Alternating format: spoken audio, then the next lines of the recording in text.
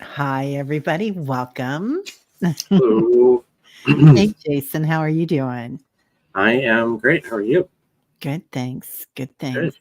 I'm Terry, holding your space, and this is Jason from Discover Your Light. And we are simulcasting, I think, today, aren't we? Yes, we Yeah, are. yeah. We So are. that's cool. Hey, Brenda. Hi, Mary. Hi, Annie Bear. Somehow you're going to be Anna Bear today. I don't know why. Synchrony. Oh, I love your name. Look at that. Synchrony. That is beautiful. Wow. And Jason's here. Let's see. Yes. Seascape. Hey, Seascape. Welcome. Yeah. So um, we were backstage talking about what we were going to talk about. And but I really want to hear about what's coming in your past life readings that you're doing. It's the funny thing. I'll preface it by saying, like, I traveled for one, and it's funny because when I drove to Denver, which is about 4 hours from one. That was just amazing. But the funny thing is, when I'm driving, I listen to QHHT books, and so it's been a while since I've done that and driving at the same time. But it, without a doubt, and when I first started QHHT, like, I had to listen to a Dolores book, and then I go to a session, and it was almost like, it was the same topic that I had just been listening to. And the first couple of times I thought, well, this is a coincidence. And inevitably, I was listening to one, I was driving there, things came up, and then in the session, it was like exactly what I was listening to. And it was, I try to dance around privacy and things like that, but it was like powerful. The messages that came through were not just for her. It was just the Sphinx,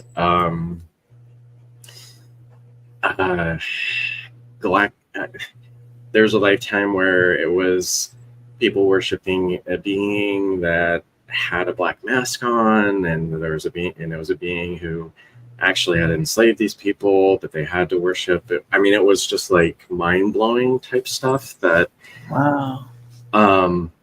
But without going into that, I mean, the lifetimes were just flashes, so I don't even really know the context of that. But with the Sphinx, the discussion turned into the Sphinx has been there since the beginning of the planet, that we can tap into it.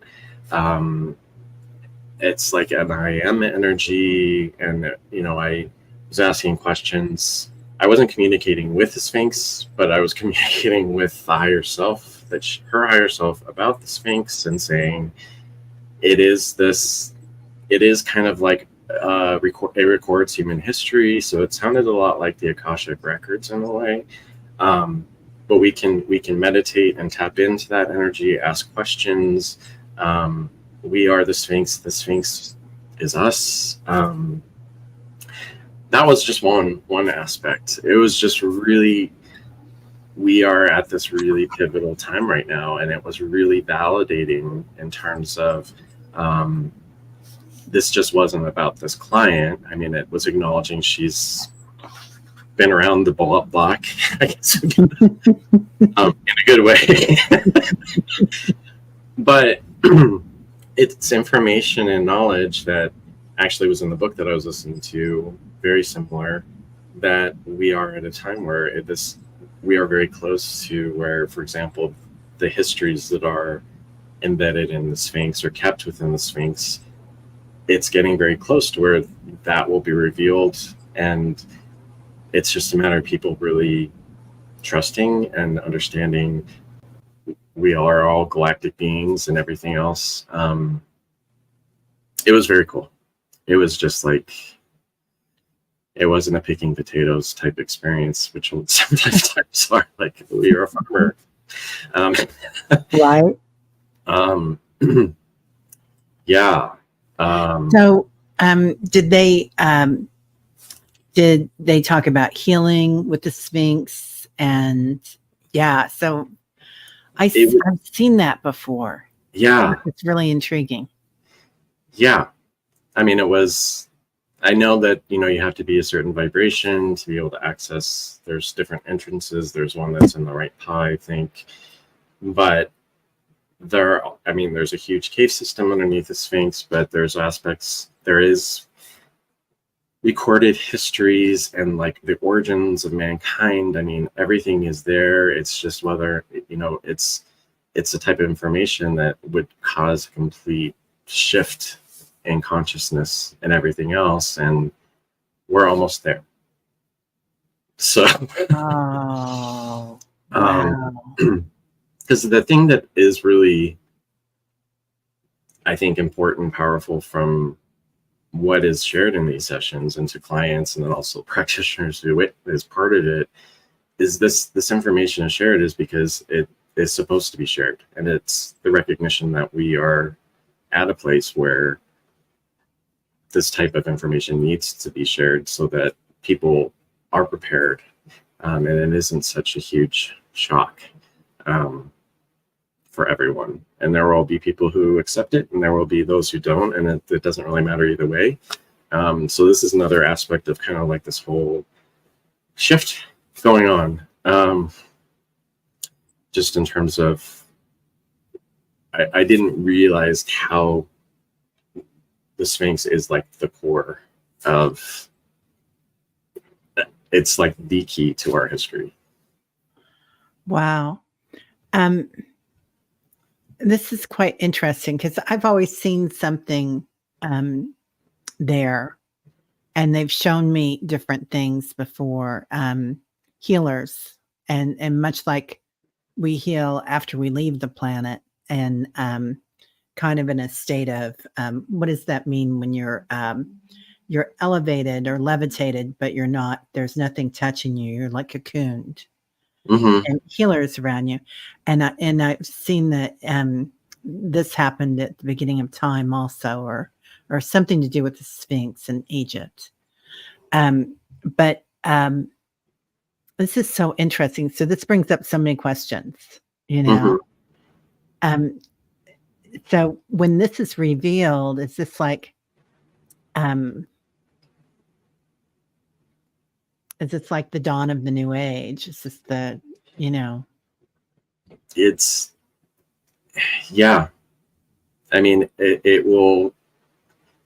it's basically the legitimate, authentic history of mankind and the universe and Earth, and the records of Atlantis is, what I've learned is Atlantis was one of kind of the places where Atlanteans who knew that things were not going well went to. So essentially, Egypt originally was kind of like a colony, an Atlantis colony. There's several other locations throughout, but that's as close to as Atlantis as we can get just in terms of physical evidence. And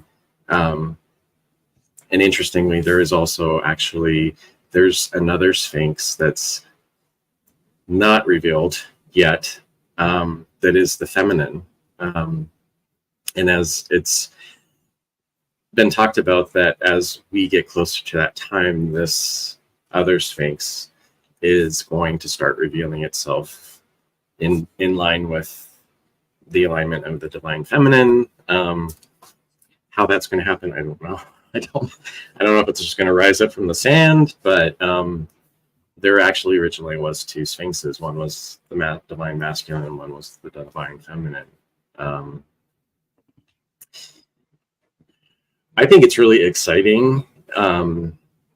It's just so surreal when the information's coming through, especially when you've heard it secondhand, but to hear it firsthand especially from someone who has no connection, in this lifetime, real understanding of this type of information. It's just, it's always just so shocking. Yeah, so that was,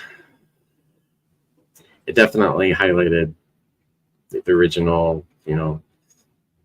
she talked about Thoth, who is you know, the Yeah. really, it's on your The card. card. Yeah, I have the thoth cards right here. That his, well, he's not a he or a she. That being's energy is also very powerful right now. So I don't, for some reason, I don't know if that has to do with the blue light you were talking about. For some reason, that just kind of popped in my head. So I'm not sure. Wow. Yeah.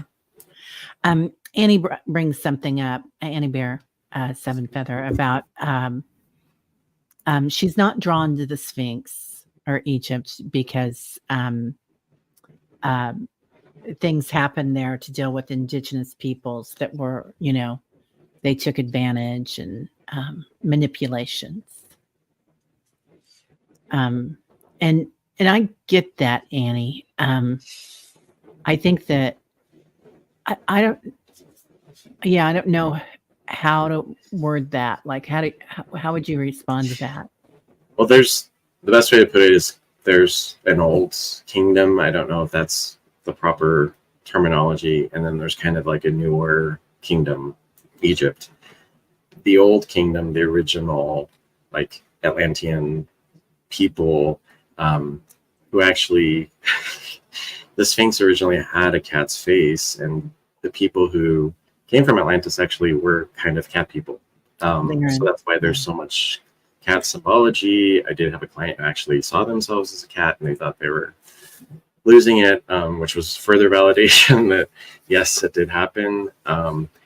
It was when other beings started coming in, which was validated in this session, that there were beings who came in that were not working in the best interests of the planet and humanity, and were enslaving people. And then the toxic masculine began taking over, in terms of rulers who didn't really remember how to do a lot of the healings and the spiritual aspects, and so they turned to power and enslavement. So the later Egypt was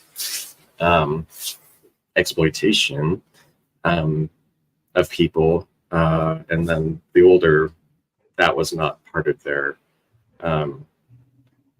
it's really interesting, the history.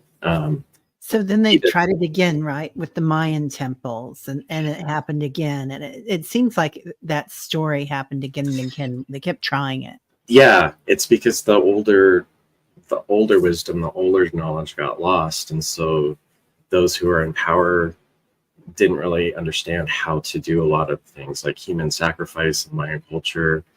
That was never a thing in the original Mayan culture. It was just they forgot their connection to source, and they forgot spirituality. So in essence, kind of modern day here, it's the same way. We've forgotten our connections, and so we resort to technology or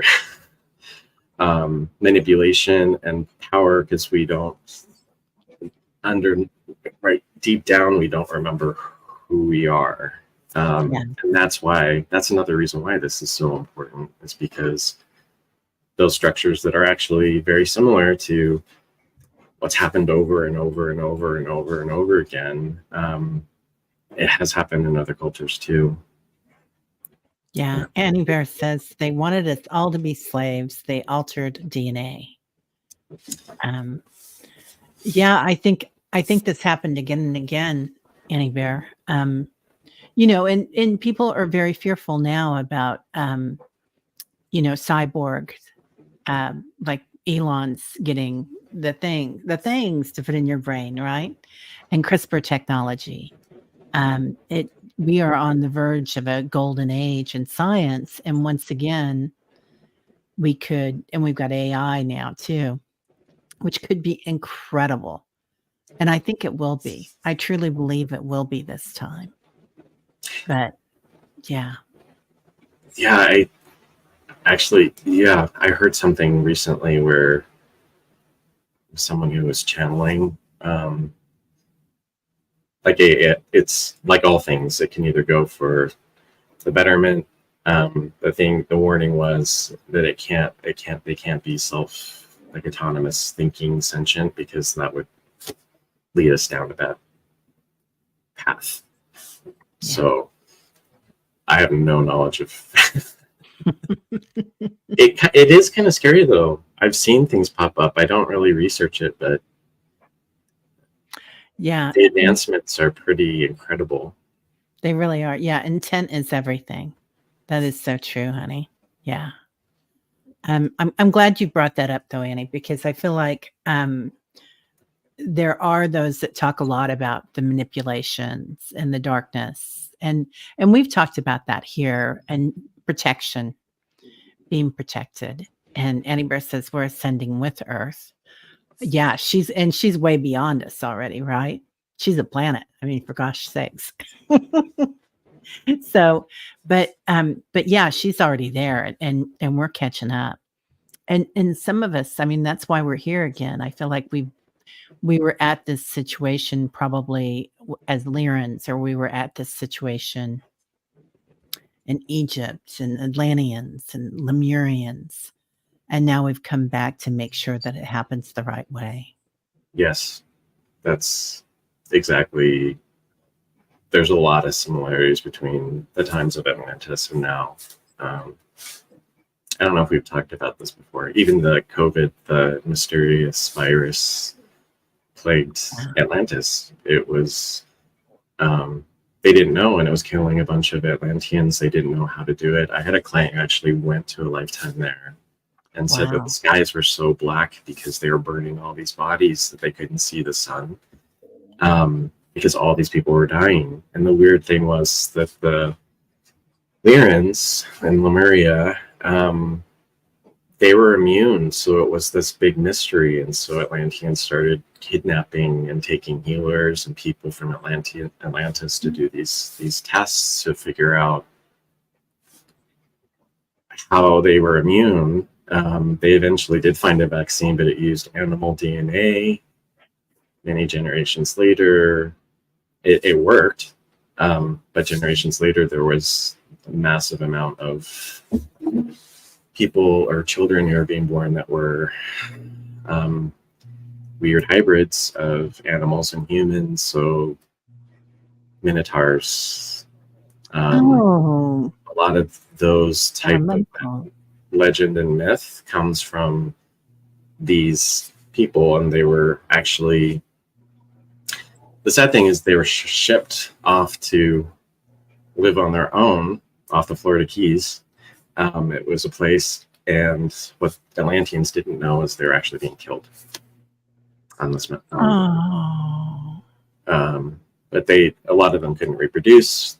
But one of the products were the cat people, and they were highly empathic, highly intuitive, so they were some of those that went to Egypt.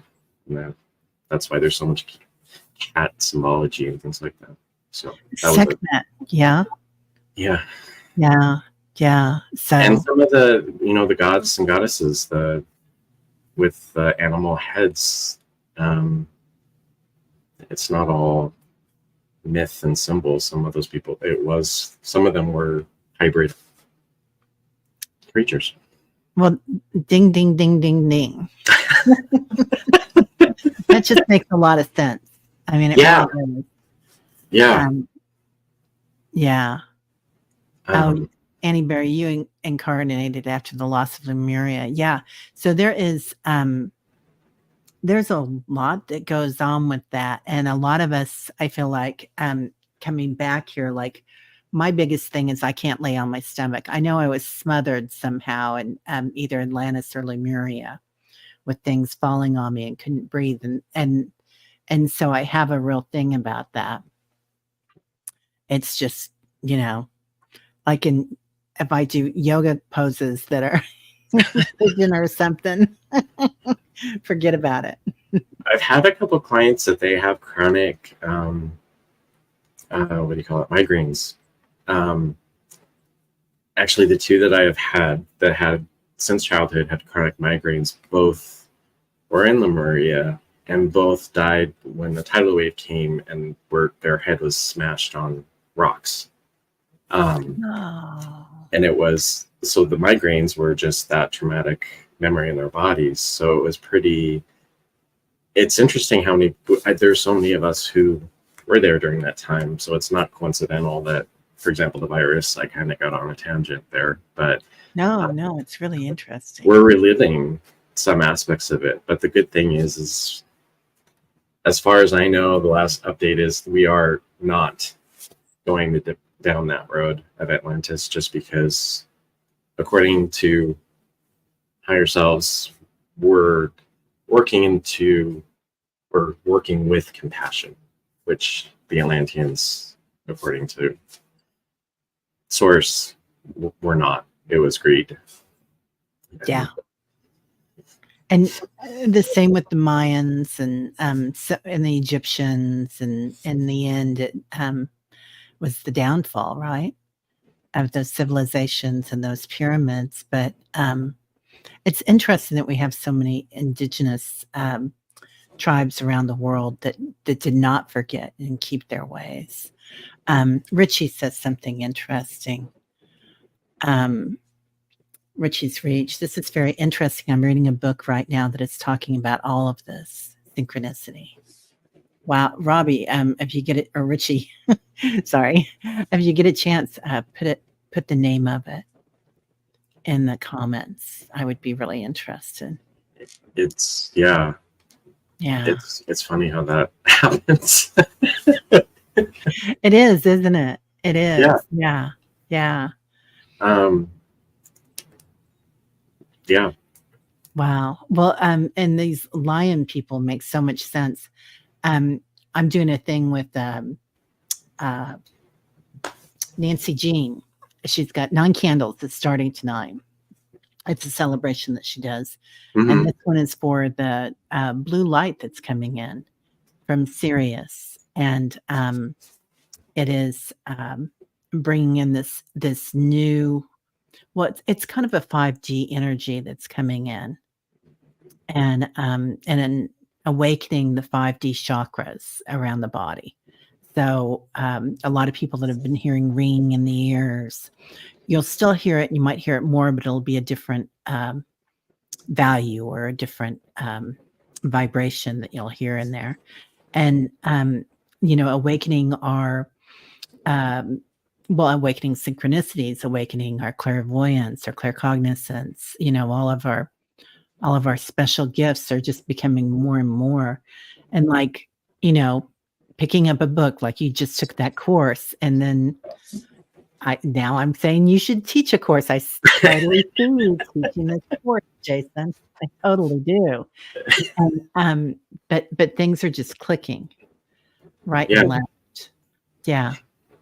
And it's a matter of also just trusting when you get that little push to do things. It's just to trust it, even if you don't. I mean, that's happening with a lot of people right now. Is you have all of a sudden it's like, I really need to take a painting class, but it might not necessarily be the painting class. It might be someone in the class who specializes in some type of healing modality that you're supposed to meet. So it's not looking at the surface of where your intuition is. It's knowing that there might be an opportunity or an opening that's much more, that could be completely different from why you showed up in the first place.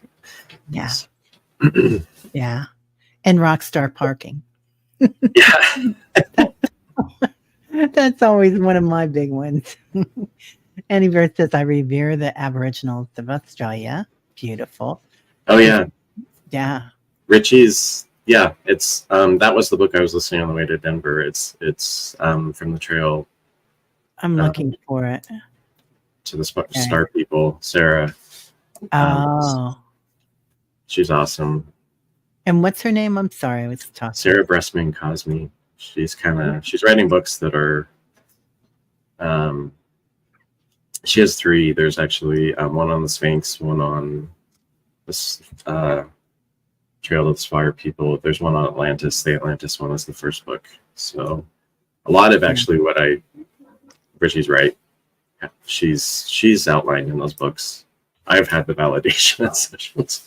So her books are amazing. Wow. Yeah. Well, I'm going to have to go find her. So that sounds amazing. Yeah. Oh, sorry. Tyler wants to find her too.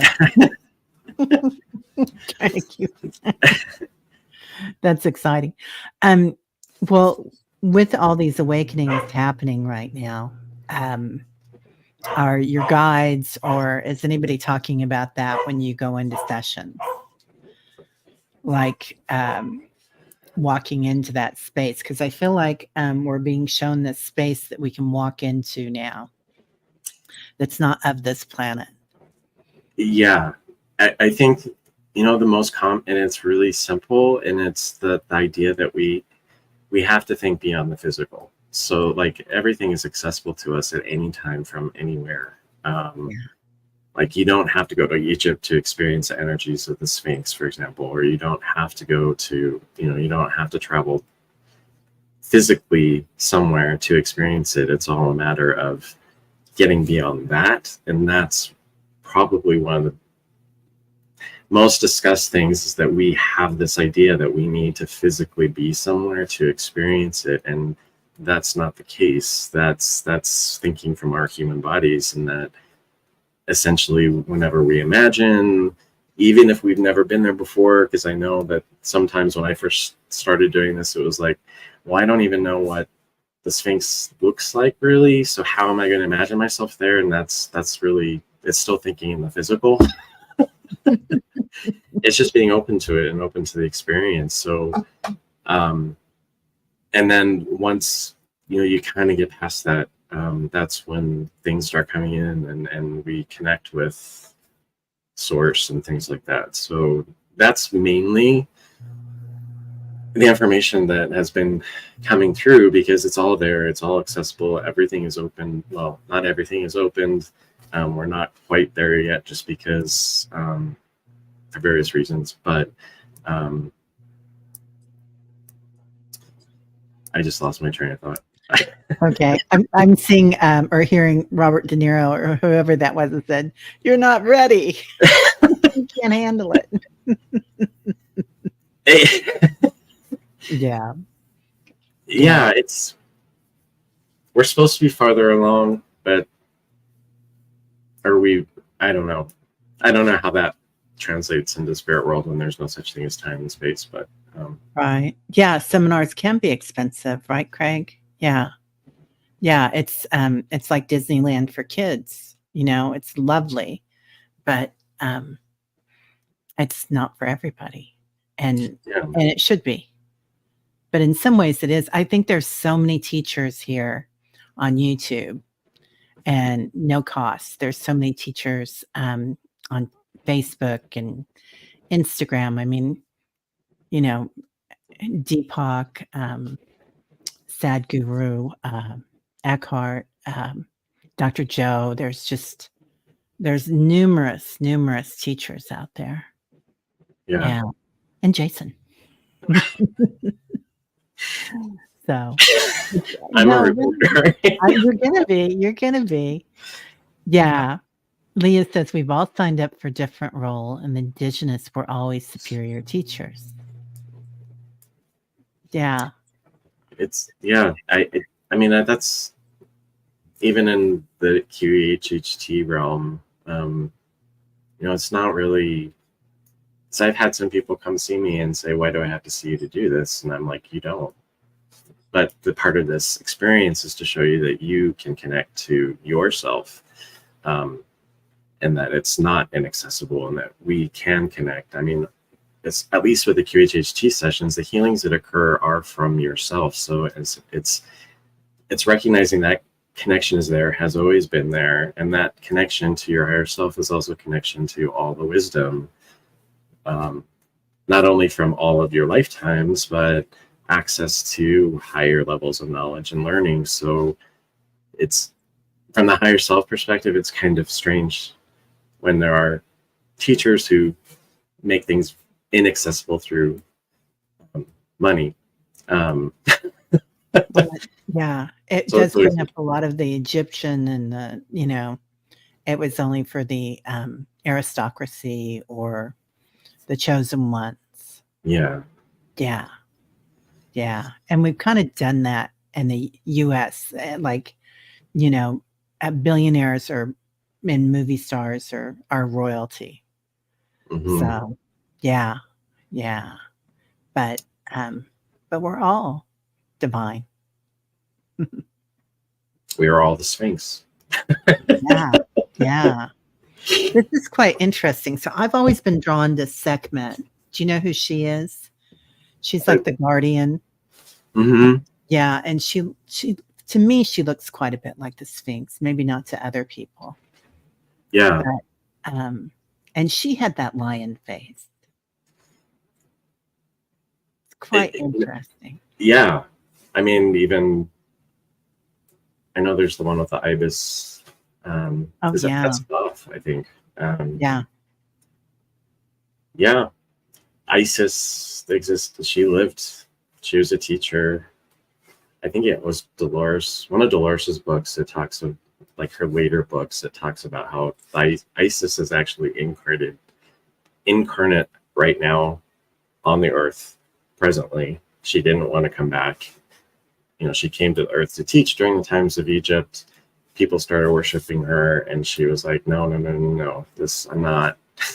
I'm just trying to show you how to access and use these powers. And she was completely misunderstood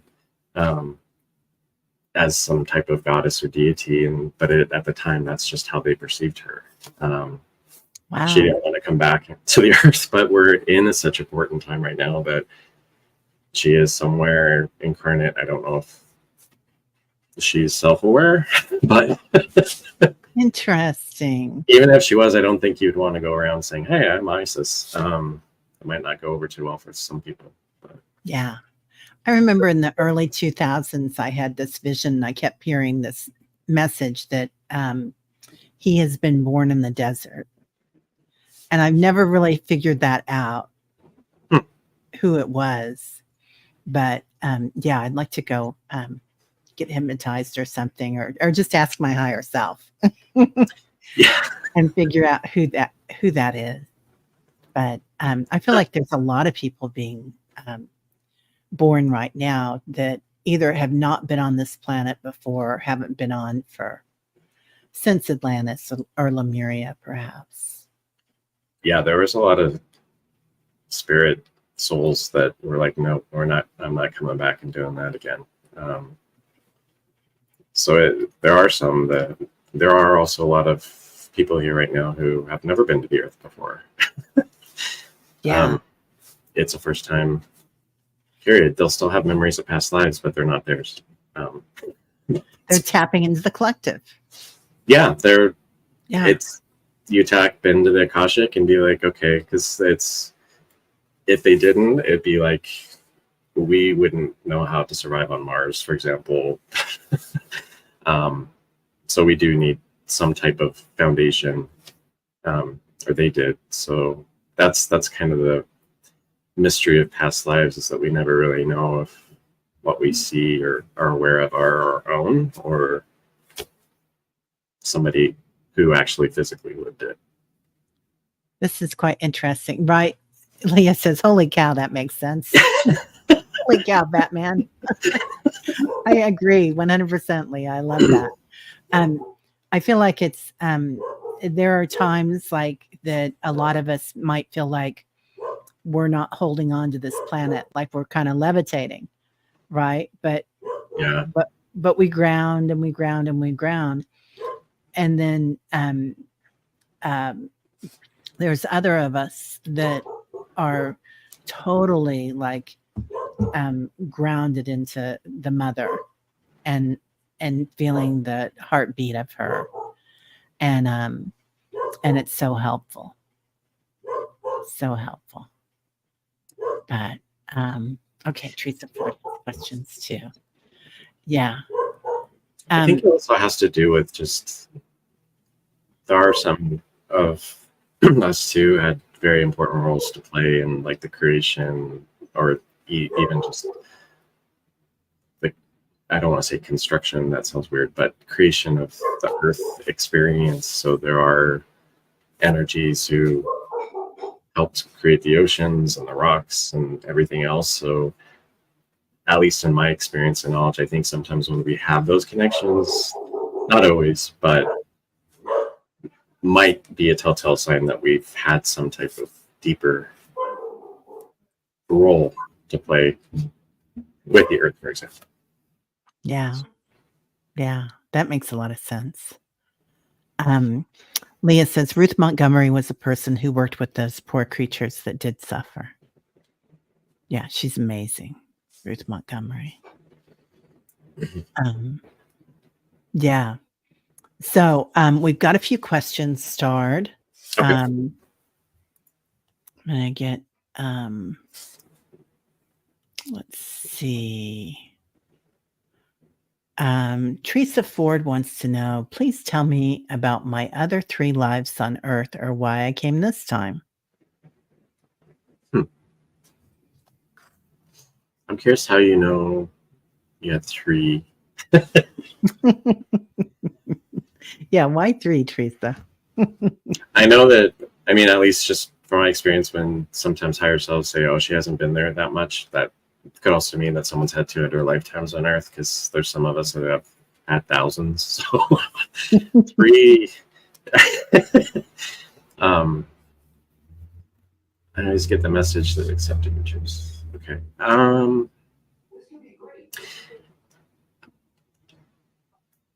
I'm not able. I would need to talk to you more about in terms of lifetimes. She says Val told her she had 3 lives on Earth. I mean,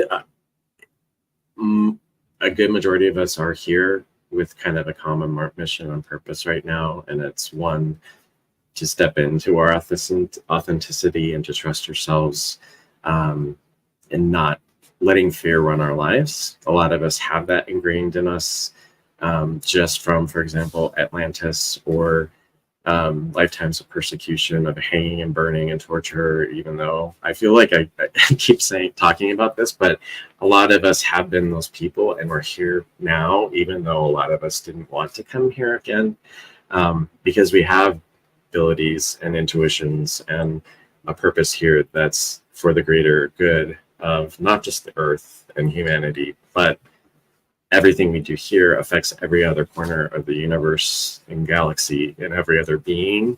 So in the greater scheme of things, okay, yeah, I was burned one time, but coming back,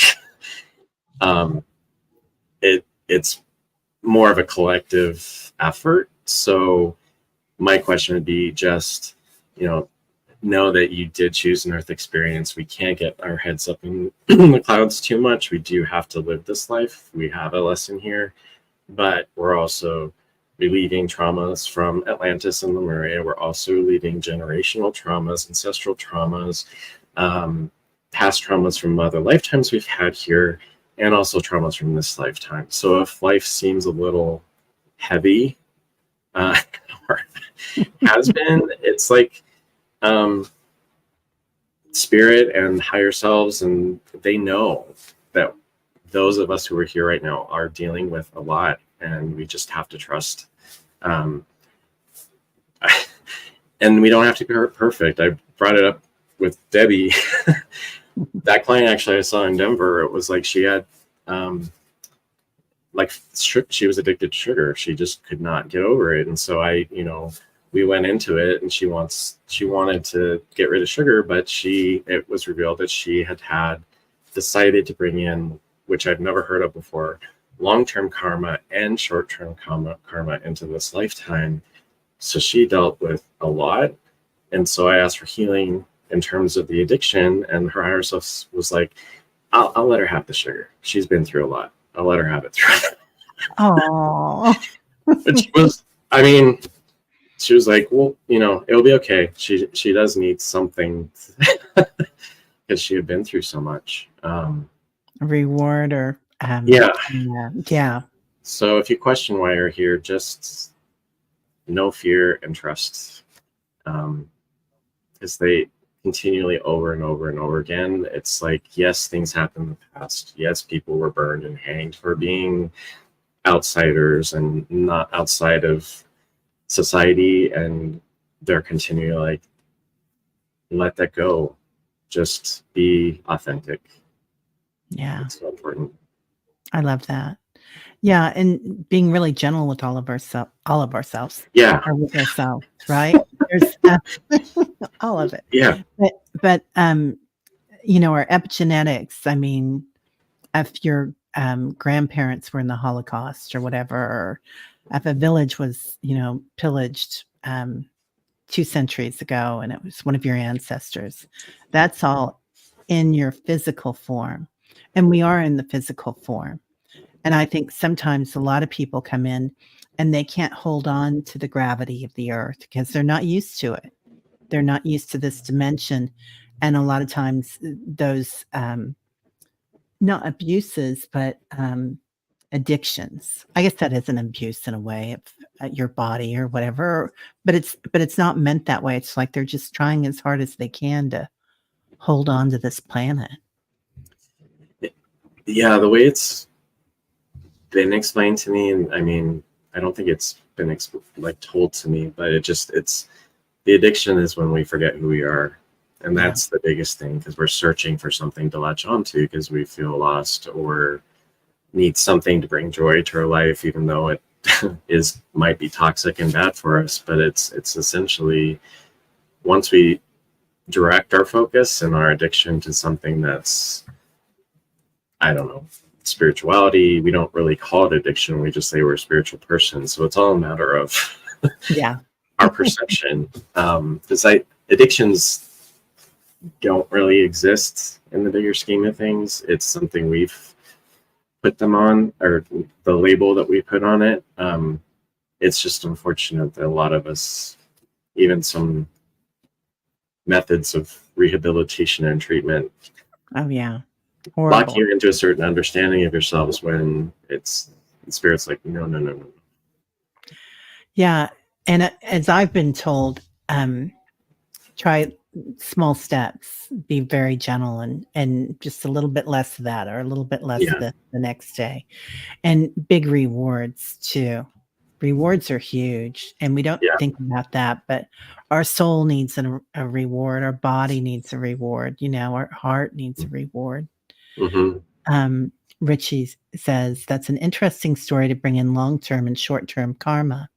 Sounds like that's maybe the last lifetime here." you're Sounds exactly like right. karma. Um, Yeah.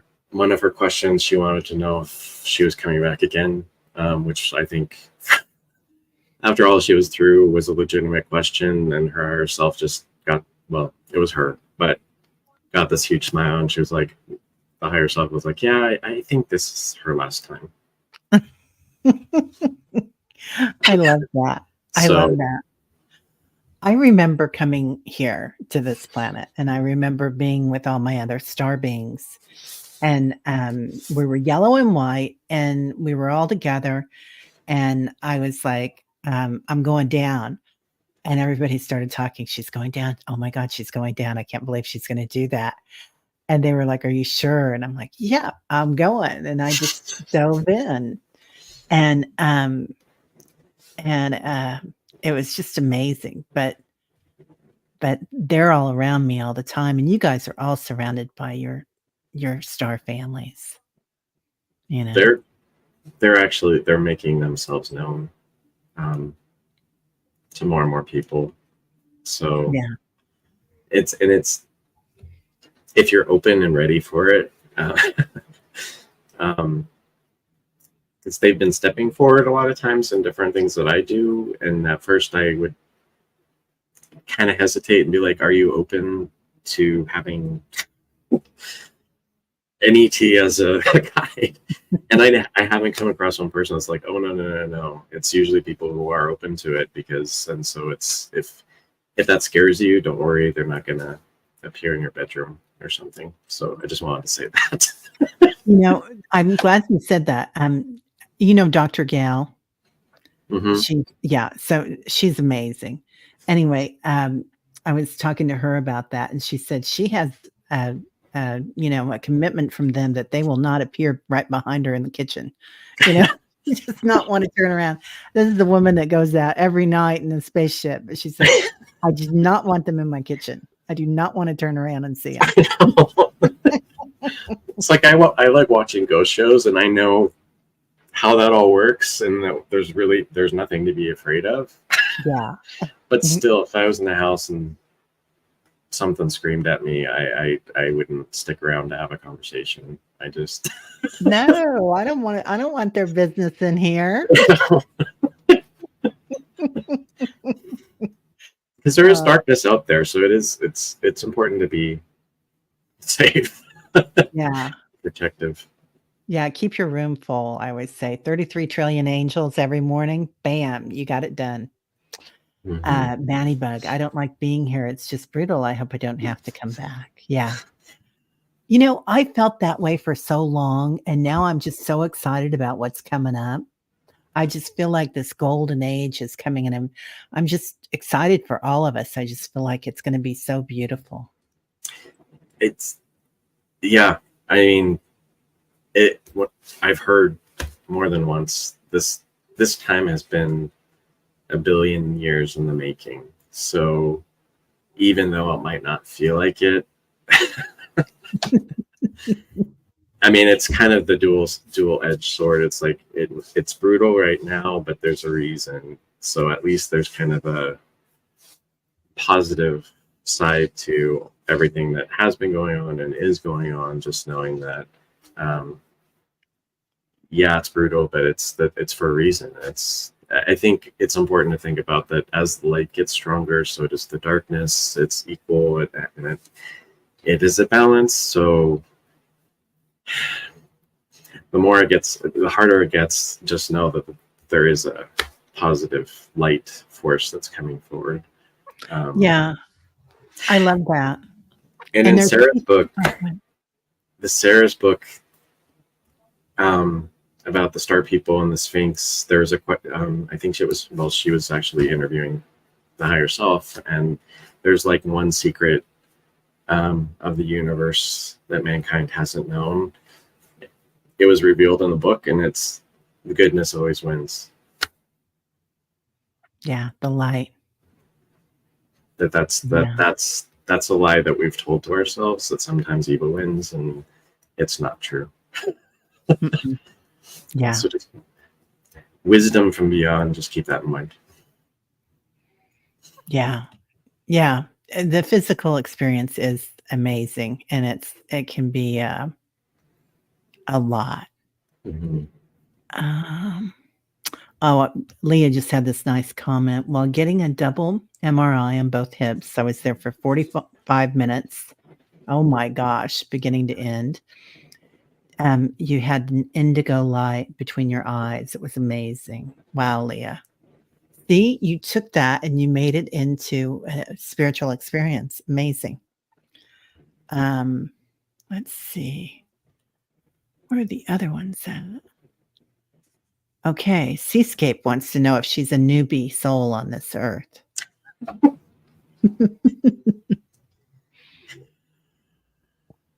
I think the best way to tell is, I call it the black sheep syndrome. I've brought this up before. It's where you feel like you don't fit anywhere, that no one understands you. You are incredibly loving. You might have had people tell you why you're in such a good mood all the time. Why are you giving me this?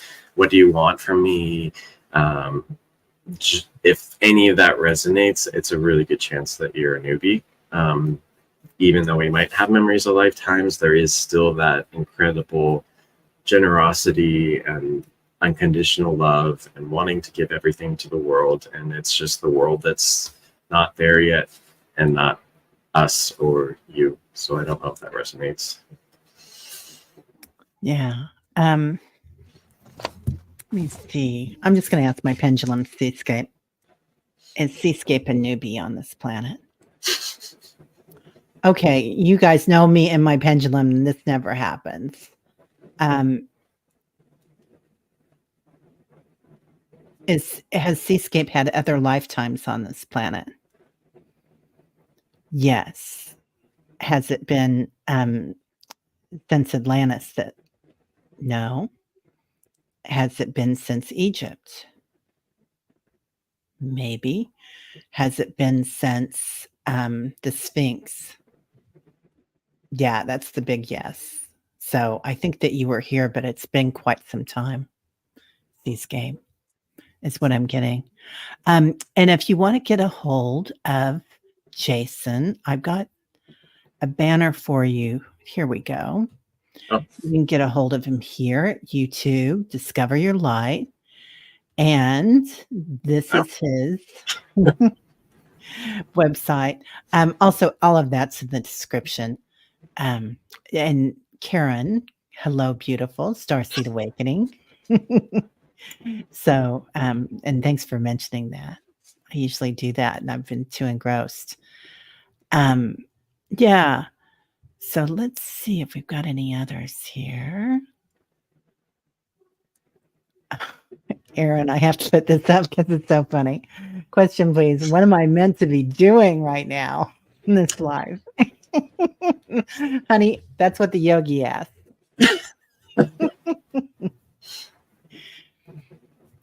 It's whatever brings you the most joy. Yeah.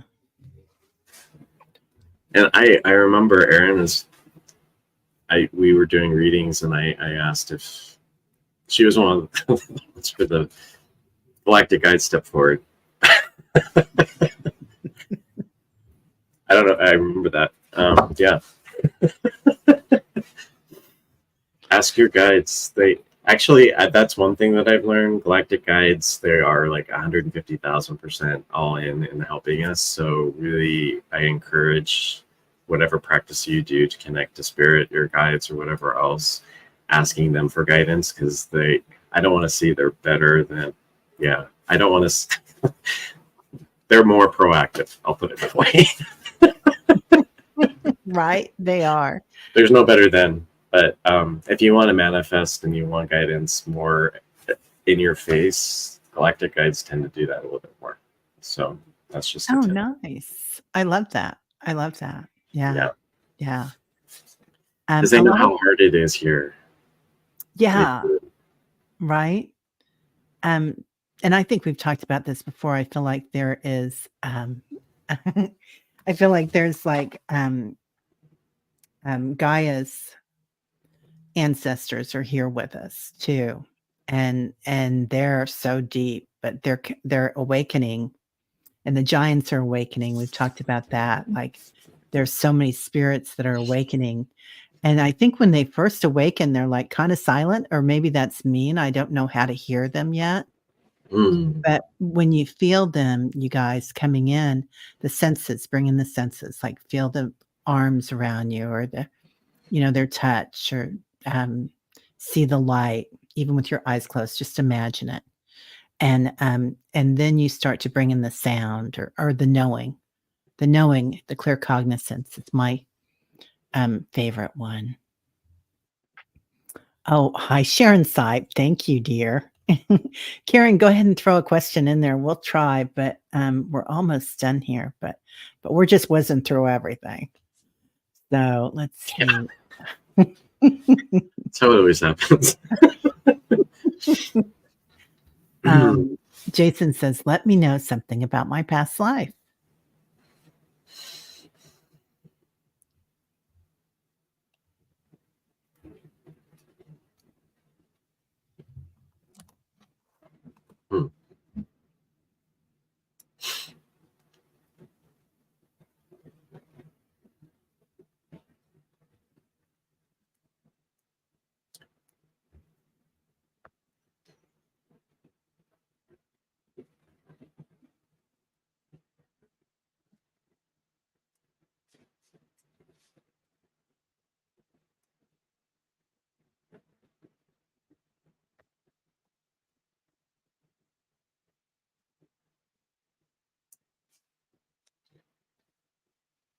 And yeah.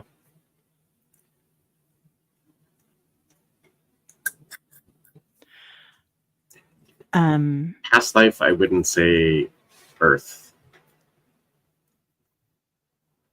Talking about galactic.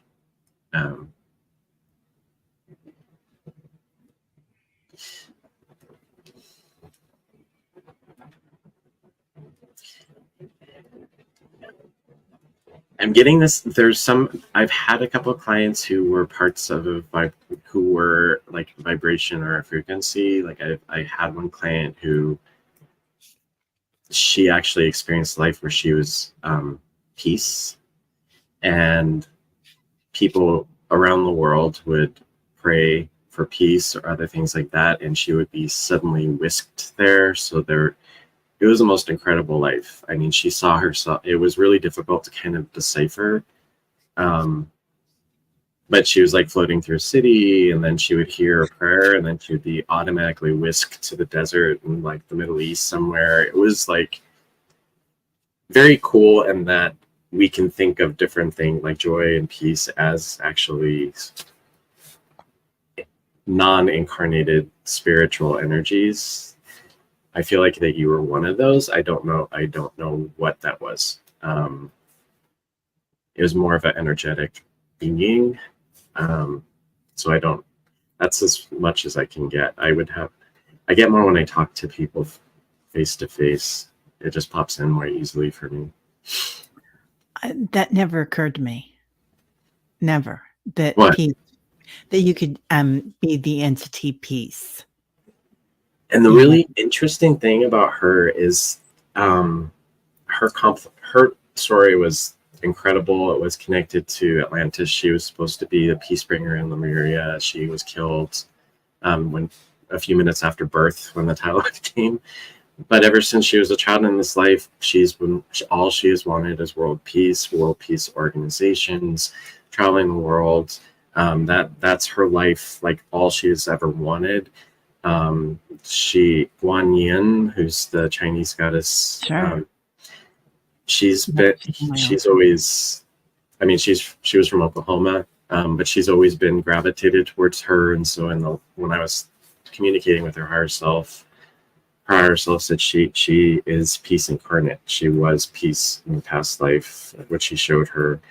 I asked about Guan Yin, and they said Guan Yin is an aspect of that energy too. So that's why she's so connected. Would that be a Dakini, the same thing as a Dakini, where you're like the incarnation of a deity, but the incarnation of peace? Yeah. Wow. That's what her higher self called her, was peace incarnate. I mean, that was her mission on this planet ever since birth. And it's partially because in Atlantis, she never got that chance to be the peace bringer. I don't know how that was going to come to be. But her mother in that lifetime also knew she was going to be the peace bringer. So essentially she's here again during a time that is kind of a mirror of Atlantis, doing the same work that she was supposed to do. So you can't make these things up.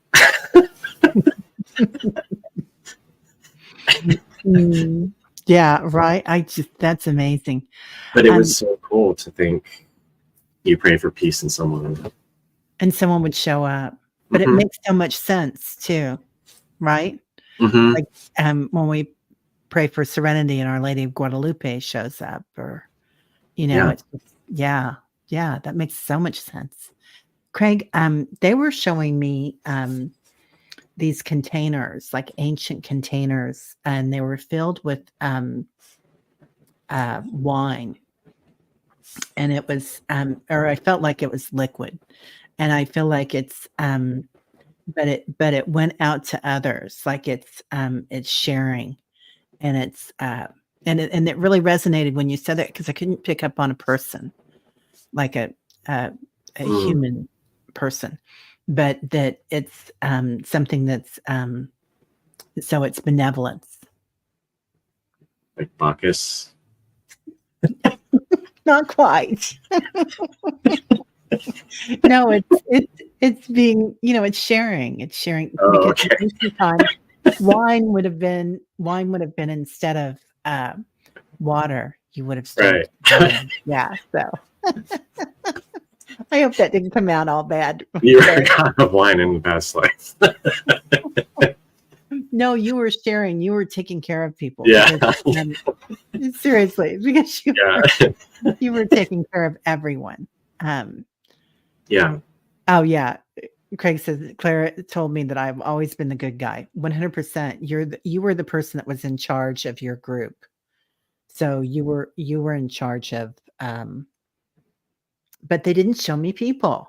So it makes sense that you were, magnanimous or whatever you want to call it. Okay. And let's see, we've got time. Oh, we're right at time. So, gosh, you guys, thank you so much. Jason, Yes. again, what fun. Oh my gosh. This was exciting. Yeah, I feel like you can't plan these conversations. It just has to happen. Right? Yeah. Yeah. It's the whole trust factor. Definitely. Craig says, I have a hard time believing that sometimes, that you're here for the good of everyone. No, you are. You're always helping everybody in the chat, Craig. Your kindness. So, well, what do you have coming up, sir? I don't. I've been meaning to do more YouTubes. It's just been you and Debbie for the past 3 months, I think. I haven't been on anywhere else. I know I need to get back on it. I did the Akashic. I think I just wanted to focus on the Akashic work. So, and let that unfold first. So yeah. So I don't have anything yet. Okay. Well, that's a lot though. Annie Bear is asking if you go outside. I do. He lives in a beautiful part of the country. So yeah. All right. So I guess we'll see you later, I hope, soon. Okay. Yeah. And if anybody wants a reading, you're in the Colorado area, and it has to be in person. The QHHT. I do other stuff online too. So yeah, contact them. So please come back. I've got a bunch of stuff scheduled this week, and on Friday I'll be on 9 Candles with Nancy Jean. So good to see everybody. Thank you for being here. Thanks for having me back. Thanks so much.